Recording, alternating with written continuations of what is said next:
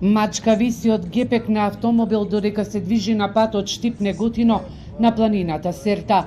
Ова видео се споделува на социјалните мрежи со осуда за мачење на животното.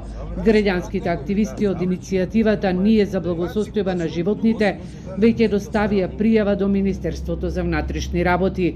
Од СВР Штип денеска информираа дека работат на расчистување на случајот. Откако на социјални мрежи се појави снимката со возилото, полициски службеници од СВР Штип преземаат мерки и активности за пронаоѓање на сторителот и за расчистување на настанот.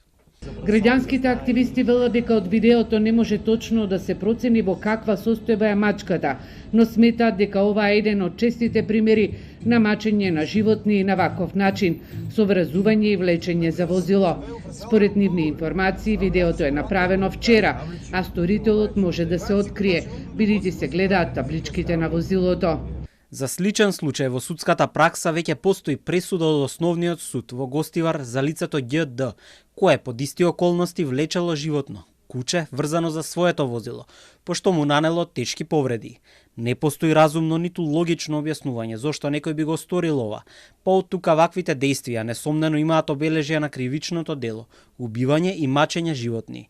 И против сторителот или сторителите треба да се покрене кривична пријава по службена должност. Ваквите случаи на измачување на животни се чести во земјава. Последниот беше со кучето Феликс, кое брутално беше убиено со метална шипка.